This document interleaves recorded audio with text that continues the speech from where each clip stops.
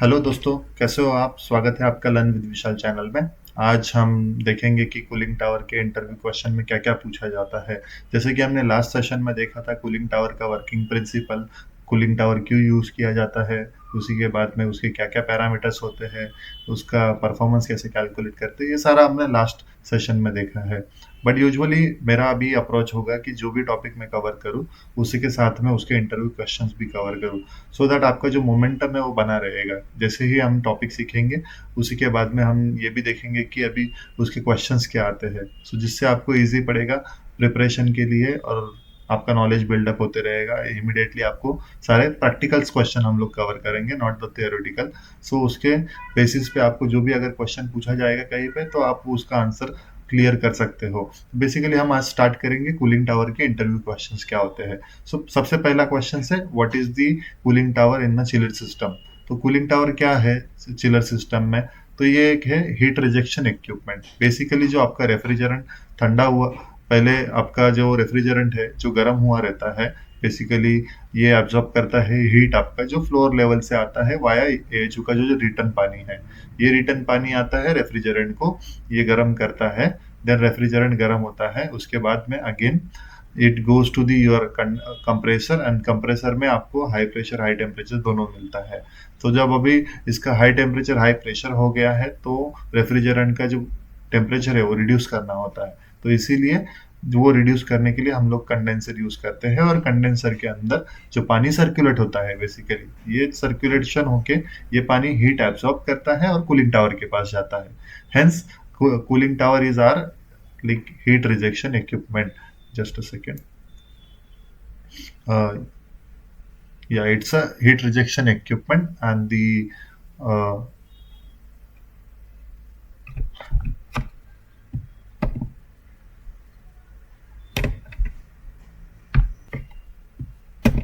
cooling tower is a heat rejection equipment and used with the water cooled chiller and to remove the heat from the condenser water.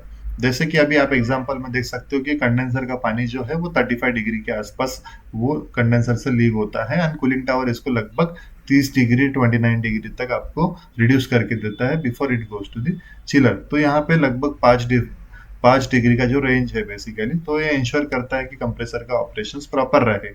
और without a cooling tower water cooled system can not reject the heat basically. तो वो अगर हमारे पास cooling tower नहीं रखना है, जगह नहीं है, तो हम लोग यूज करेंगे air cooled chiller basically, not the water cooled chiller. But water cooled chiller में हमको जो वाटर है उसका हीट निकालने के लिए कूलिंग टावर जरूरी होता है। जो जिसमें सेकंड क्वेश्चन है हमारा, why is cooling tower require for a water cooled chiller. तो अभी ये क्यों जरूरी होता है कूलिंग टावर? जैसे कि मैंने कहा कि कूलिंग टावर में जो अभी अपना कंडेंसर में जो हीट पैदा होता है basically because of the refrigerant, तो वो हीट एब्जॉर्ब करने के लिए ये कूलिंग टावर का पानी यूज किया जाता है। तो बेसिकली कंडेंसर वाटर होता है, वो कंडेंसर के थ्रू जाता है, रेफ्रिजरेंट का हीट एब्जॉर्ब करता है, then it this heat needs to be ejected outside the outside the building basically and the environment। तो कूलिंग टावर ये आपका आउटसाइड एरिया में ही होता है, जिसके पानी का हीट जो है हम with the help of cooling tower remove करते हैं। तो ये रिमूव करने के बाद में हमारा कंडेंसर का प्रेशर भी मेंटेन होता है।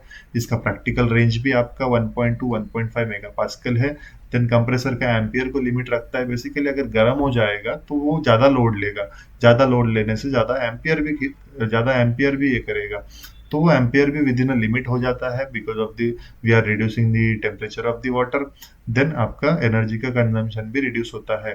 जैसे कि एक एग्जांपल लेते हैं इसमें हम, तो कूलिंग टावर का जो वाटर टेम्परेचर है ये अगर राइज हो जाता है लेट से 30 डिग्री से लेके अगर 33 डिग्री तक जाता है, तो इसका कंजम्पशन इंक्रीज होगा लगभग 8 से 10% का। सो पावर का कंजम्पशन बढ़ गया, तो ultimately it's a loss for us. तो hence cooling tower is require, and the इसका सर्विसिंग प्रॉपर होना चाहिए, एफिशिएंसी भी प्रॉपर होना चाहिए। Then it will give us the maximum result. Then इसमें पूछा गया है कि अभी आप working principle, third question is working principle of the cooling tower. तो ये भी क्वेश्चन पूछा जा सकता है आपको इंटरव्यू में। बेसिकली आप जब भी चिलर के बारे में इंफॉर्मेशन पूछे, तो अगर आप कहो या वाटर कूल्ड चिलर पे काम किया है, तो they ask you the working principle of the ये आपका कूलिंग टावर। तो अभी इसमें आपको ये बताना है सिंपल कि जैसे हॉट कंडेंसर वाटर जो आता है अराउंड ये 35 to 37 डिग्री पे होता है। बेसिकली ये सारा हीट एब्सॉर्ब कर लेता है, फ्लोर लेवल का जो भी होता है। Then it comes to the condenser, condenser से फिर कूलिंग टावर में जाता है। तो कूलिंग टावर में भी जो अपना टॉप पोजीशन से हम स्प्रे करते हैं वाटर को, जैसे स्प्रे करेंगे ये स्मॉल स्मॉल ड्रॉपलेट्स क्रिएट होते हैं बेसिकली, और स्मॉल ड्रॉपलेट्स होके ये स्प्रे हो जाते हैं आपके ओवर फिल मीडिया पे। फिल मीडिया पे तो जैसे ही ड्रॉपलेट बनते हैं इसका कॉन्टैक्ट एरिया बढ़ जाता है। कॉन्टैक्ट एरिया बढ़ने से मतलब ये फिल मीडिया के कॉन्टैक्ट में आते हैं और हीट इजेक्ट करते हैं। तो ये फैन, और बाद में यहाँ पे इंड्यूस ड्राफ्ट वाला सबसे ज्यादा यूज होता है, तो फैन ड्रॉ कर लेता है atmospheric air through falling water, तो इसमें इवेपोरेट्स भी हो जाते हैं। तो इवेपोरेशन के टाइम पे हमारा थोड़ा सा पानी लॉस होता है, 1 to 2% of the water gets evaporate, but उसको मेकअप टैंक से हम भर सकते हैं। तो ये क्या करता है, एब्जॉर्ब करता है आपका लेटेंट हीट। तो लेटेंट हीट भी हम कवर करेंगे नेक्स्ट सेक्शन में, टाइप्स ऑफ हीट में भी, जैसे लेटेंट हीट हो गया, और भी टाइप्स के हीट हम लोग कवर करेंगे, जिसमें इसका एक्चुअल पर्पस विद एग्जांपल समझेंगे। And then remaining water about the, ये जब इसका लेटेंट हीट एब्सॉर्ब कर लेता है तो उसके बाद में हमारा टेम्परेचर जो है वो लगभग आ जाता है 29 to 31 के रेंज में। और यही पानी फिर हमारा जो बेसिन होता है पानी का, कूलिंग टावर का बेसिन, तो उसमें कलेक्ट किया जाता है। वहां वहां से with the help of a pump it is being sent back to the condenser. तो ये pump back to the chiller हो जाता है, बेसिकली कंडेंसर को चला जाता है। सो कूलिंग अचीव किया जाता है इवेपोरेशन मेथड से ही, नॉट बाय द फैन। इसमें जो लूवर्स है वो भी काफी हेल्प करते हैं, जो वहाँ जहाँ से एयर पास होती है बेसिकली।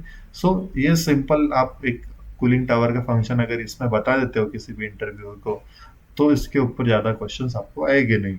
देन एक और क्वेश्चन पूछा जा सकता है कि आप कूलिंग टावर के मेन मेन कंपोनेंट बताओ, मेन पार्ट बताओ। तो फिर इसमें आप स्टार्ट कर सकते हो सबसे पहले फैन एंड मोटर। तो फैन एंड मोटर में टाइप यूजुअली जो होता है आपका, तो एक्सियल फैन होता है, एंड जो कि बेसिकली इंडोस ड्राफ्ट का काम करता है, जो आपके वाटर की हीट को रिमूव करता है, एनवायरनमेंट में बाहर फेंकता है। देन फिल मीडिया, ये कॉन्टैक्ट एरिया जैसे इंक्रीज करता है, मैंने कहा कॉन्टैक्ट एरिया इंक्रीज हो जाता है तो हीट ट्रांसफर हो जाती है और हीट रिड्यूस भी होती है बेसिकली उसके थ्रू, जो क्योंकि जैसे एरिया जो फिल मीडिया के कांटेक्ट में आने से मीडिया एब्सॉर्ब कर लेती हीट। देन स्प्रे नोजल, जहाँ से पानी हम स्प्रे करते हैं बेसिकली, तो यूनिफॉर्म वाटर डिस्ट्रीब्यूशन होना चाहिए, सब जगह पे पानी गिरना चाहिए।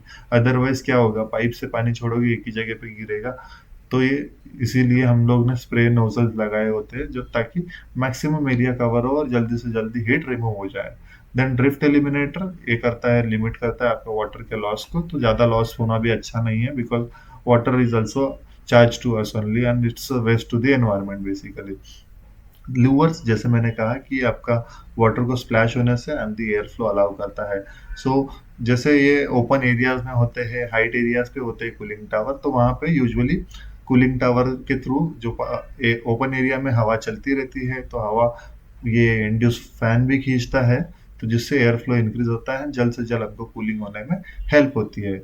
Then water, cold water basin, basically ये अपना जो पानी गिरता है तो बेसिन में कलेक्ट हुआ जाता है। उसके बाद में फिर मेकअप टैंक जो होती है, तो मेकअप टैंक क्या करती है, जैसे अभी आप देखिए एक कि बेसिन में इतना पानी होना चाहिए, बेसिकली वो लेवल मेंटेन होना चाहिए, percentage of water should be always there.